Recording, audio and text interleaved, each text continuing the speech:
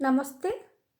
स्वस्ति साहित्य संसदर डिजिटाल कथा ओ कविता कार्यक्रम रे मते सुजोग देथिबारु मु स्वस्ति साहित्य संसदर संपादक श्रीजुक्त राजीव पाणी महोदय को धन्यवाद अर्पण करुछि। ए कथा ओ कविता कविता कौन? कविता एक चित्र कथा, प्रतीकात्मक कथा जहा हृदयरु निःसृत होई तार स्निग्ध कमनीय चिर प्रवहमान धारारे जनमन प्लावित करी अपूर्व ओ अफुरंत आनंदरे आह्लादित करी पुनर्बार हृदय ही समाहित हो जाए, ताहा ही कविता। आदि सारला जुगीय, रीति जुगीय, सबुज जुगीय, आधुनिक उत्तराधुनिक कविता हेउ बा पाठ्य पुस्तक बा शास्त्र पुराणर कविता, प्रत्येक कवितारे एक लास्यमयी हास्यमयी नृत्यरता रमणीर स्पंदन अनुभूत हुए। गोटे फूलमाଳ सदृश कविता हेउछि कोमल मधुर रसात्मक शब्द सुगुम्फित एक सुंदर माला, जहा काले काले श्रुति मधुर एवं स्मृति हेई रही जाए जनमानसरे, व्यापी जाए तुंडरु तुंडकु। जानी जात्रा मेला मौछबरे कविता हुए दीर्घायु। मुनिकंठ निःसृत श्लोकावली श्रुति मधुर हेतु कोटि जन द्वारा कंठस्थ होई पर्यायक्रमे रूपांतरित हेउथिला लोक कवितारे। वेद मध्य सही पर्यायर, एणु वेद को श्रुति कुहा जाए। कविता एक निशब्द निशिथर बंशीध्वनि, साथीहरा चकोरर आर्तनाद, रजनीगंधार सुरभि, जीवन आद्य आषाढ़र बारिधारा, प्राणर रोमांच, प्रत्युष एवं प्रदोषर वर्ण विभा, कल्पनार स्वप्नांजन बोला, काउरी स्पर्श, नदीर सागर संगम, लज्जाशीला बाଳାର प्रेमोच्छ्वास, निराशा मरुरे आशा शतदଳ, जह्न ओ कईर प्रणय अभिसार, निर्जीव देहरे प्राण संजीवनीर उद्वेलन। परंपरार पुरातन पृष्ठारे कविता एक सद्य सकाळर सुनेली किरण, रुक्ष आवरण उपरे सूक्ष्म आलिंपन, असहाय निसंगतारे अंतरंग सहयात्री, मरीचिका फलकरे मरुद्यानर प्रतिबिंब तथा शिल्पीर निहाण मुनरे गढ़ी उठिथिबा निखुण प्रतिमूर्ति। कविता कथा नुहे, कथा देहरे लटेई हेइथिबा लताटिए, भाव ओ आवेगर समन्वित प्रवाहटिए। कविता एकाधारे जुग ओ जीवनर महाभाष्य, चलंती समयर शुद्ध प्रतिक्रिया, समयांतरर स्वीकृति, निज सहित साक्षात्कार शुभ लग्न ओ अंतकरणर अनाहत उच्चारण।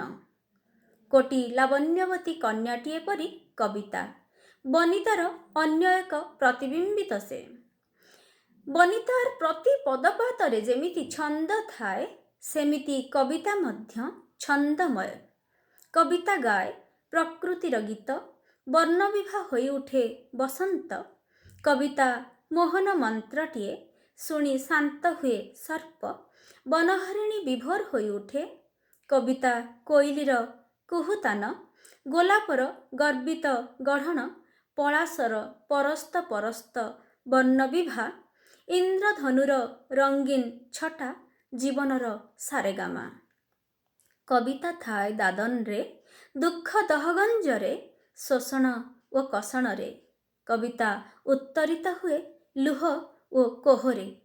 कविता मिले अभावग्रस्त दुनियार मेहनती मनीषठारे, ग्राम्य किशोरीर खिली खिली हसरे।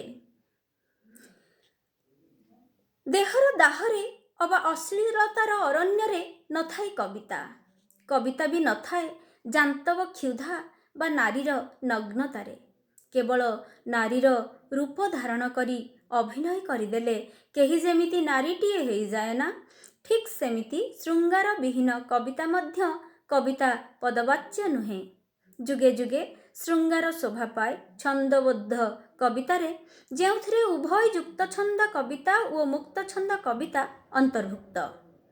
ପ୍ରଚଳିତ ଛନ୍ଦ ରୀତିର ନିୟମ ଶୃଙ୍ଖଳରୁ ଯେଉଁ ଛନ୍ଦ ମୁକ୍ତ ତାହାକୁ ମୁକ୍ତ ଛନ୍ଦ କୁହାଯାଇପାରେ।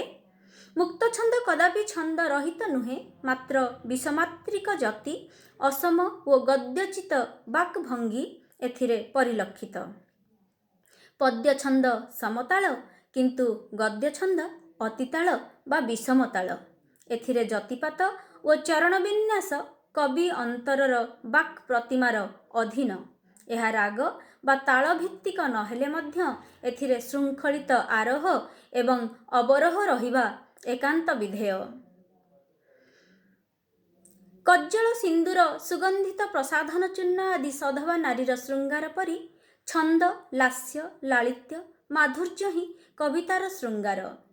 ଅନୁପ୍ରାସ, ଯମକ, ଶ୍ଳେଷ, ଉପମା, ରୂପକ, ଉତ୍ପ୍ରେକ୍ଷା, ବ୍ୟତିରେକ, ସାଦୃଶ୍ୟ କଥନ ଭଳି ବ୍ୟାକରଣଗତ ଅଳଙ୍କାରଗୁଡ଼ିକ ମଧ୍ୟ କବିତାର ସୌନ୍ଦର୍ଯ୍ୟବର୍ଦ୍ଧକ। ଯୁକ୍ତଛନ୍ଦ କବିତାକୁ ଗୀତି କବିତା ମଧ୍ୟ କୁହାଯାଇପାରେ ଏବଂ ମୁକ୍ତ ଛନ୍ଦ କବିତା ଆଧୁନିକ କବିତା ପର୍ଯ୍ୟାୟଭୁକ୍ତ। ତେବେ ଆଜି ମୋର ଏଇ ଡିଜିଟାଲ ଆସରରେ କବିତା ଘର। ସଁ ସଁ ଶୋଷ ଜୀବନ ନଈର ସମୟ ସୁଅରେ, ସଁ ସଁ ଶୋଷ ଜୀବନ ନଈର ସମୟ ସୁଅରେ। ମରିଚିକା ମୋହରେ ତୃଷାତୁରଟି ତତଲା ବାଲିରେ ପାଦ ଥାପିଲା ପରି ସବୁ ଅମଡ଼ା ବାଟରେ ମୁଁ ଥାପି ସାରିଛି ପାଦ। ଲହୁ ଲୁହାଣ ହେଇ ସାଉଁଟିଛି କେତେ ନିଚ୍ଛକ ନିଆରା ଅନୁଭୂତି ତୋଳିବାକୁ ଘରଟିଏ। ମରିଚିକା ମୋହରେ ତୃଷାତୁରଟି ତତଲା ବାଲିରେ ପାଦ ଥାପିଲା ପରି ସବୁ ଅମଡ଼ା ବାଟରେ ମୁଁ ଥାପି ସାରିଛି ପାଦ। ଲହୁ ଲୁହାଣ ହେଇ ସାଉଁଟିଛି କେତେ ନିଆରା ନିଚ୍ଛକ ଅନୁଭୂତି ତୋଳିବାକୁ ଘରଟିଏ।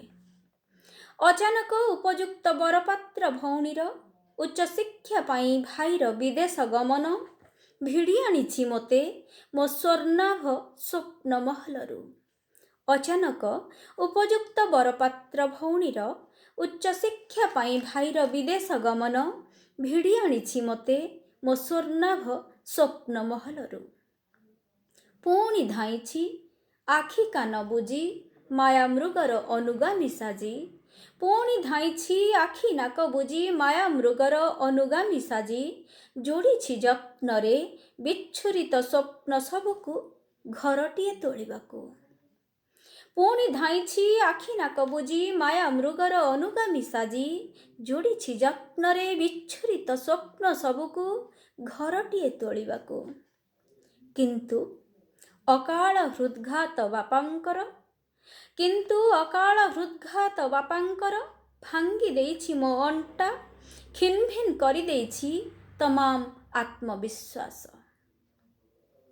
ମାର ଦେହପା ସୁଖ ଦୁଃଖ ଅଧିକ ଅନ୍ତରଙ୍ଗ ହୋଇଯାଇଛି ମୋର ବାପାଙ୍କ ଅନ୍ତେ। ମାର ଦେହପା ସୁଖ ଦୁଃଖ ଅଧିକ ଅନ୍ତରଙ୍ଗ ହୋଇଯାଇଛି ମୋର ବାପାଙ୍କ ଅନ୍ତେ। ଲମ୍ବା ବିରତିଟିଏ ନେଇ ପୁଣି ଛିଡ଼ା ହେଇଛି ମୁଁ, ନଡ଼ ନଡ଼ ଇତସ୍ତତ ପାଦକୁ ମୋ ସଳଖେଇ ଧୀରେ ଧୀରେ କରିଛି ଦୃଢ଼ ଓ ଶକ୍ତ। ଲମ୍ବା ବିରତିଟିଏ ନେଇ ପୁଣି ଛିଡ଼ା ହେଇଛି ମୁଁ, ନଡ଼ ନଡ଼ ଇତସ୍ତତ ପାଦକୁ ମୋ ସଳଖେଇ ଧୀରେ ଧୀରେ କରିଛି ଦୃଢ଼ ଓ ଶକ୍ତ। ଇଚ୍ଛାମାନଙ୍କ ଭିଡ଼ରେ ନିଜକୁ ହଜାଇଛି ପୁଣି, ଝୁଲାଇବି ନିଶ୍ଚେ ଫଳକଟିଏ ଅଥବା ଖୋଦେଇ କରି ଲେଖିବି ମାତୃ ସଦନ ଘର ପ୍ରବେଶ ଦ୍ୱାରରେ।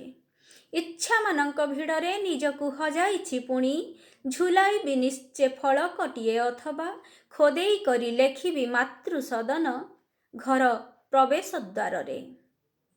ଶ୍ରଦ୍ଧାରେ ସଜାଡ଼ୁଛି ମା ଭୁଜ, ଶ୍ରଦ୍ଧାରେ ସଜାଡ଼ୁଛି ମା ଭୁଜ, ଶ୍ରାଦ୍ଧ ପରେ ଟେକିଦେବ ନନାଙ୍କ ହସ୍ତକୁ।